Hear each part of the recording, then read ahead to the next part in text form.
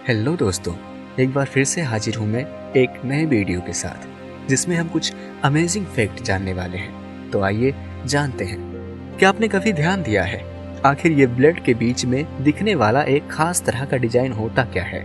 क्यों ये किसी भी कंपनी के ब्लेड पर एक समान होता है? तो आइए जानते हैं इसके पीछे का रहस्य। दरअसल इसके पीछे की वजह है जिलेट कंपनी, जिसने ब्लेड बनाने की शुरुआत की थी। तो अब आइए जानते हैं कि ये डिजाइन कब और कैसे हुआ था।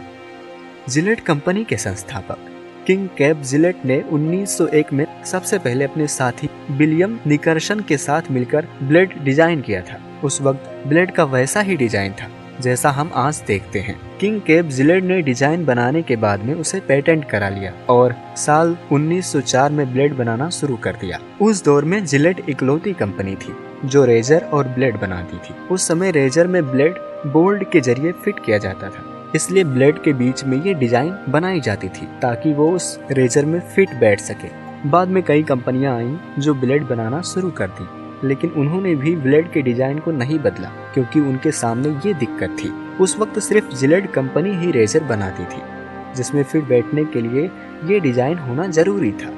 तब से लेकर आज तक ब्लेड इसी खास तरह के डिजाइन में बनाए जाते हैं। फैक्ट नंबर 2, क्या आपने कभी ध्यान दिया है कि पेन के कैप के पीछे एक छेद बना होता है? अगर हाँ, तो क्या आप जानते हैं ये क्यों होता है? आप यकीन नहीं करेंगे कि ये छेद आपकी सेफ्टी के लिए बनाया होता है। आप सोच सकते हैं भला ये हमारी कैसी सेफ्टी करता है?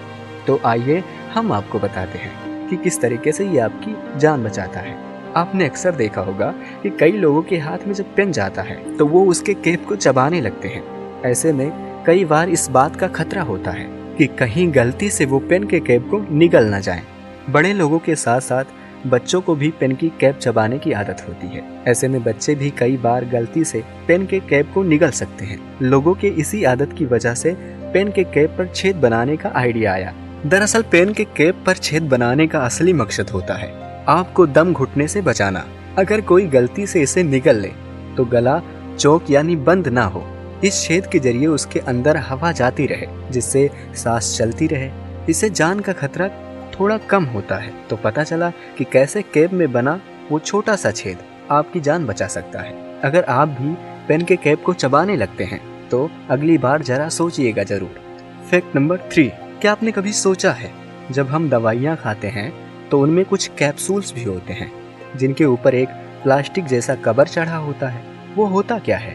क्या वो सच में प्लास्टिक होता है? अगर हाँ, तो वो पेट में घुलता कैसे है? क्योंकि प्लास्टिक तो घुलता ही नहीं है। और अगर वो प्लास्टिक नहीं है तो वो है क्या? आइए जानते हैं। तो सबसे पहले आप ये जान लें कि वो प्लास्टिक नहीं होता है, बल्कि ये एक प्रकार के केमिकल से बना होता है जिसका नाम होता है जिलेटिन।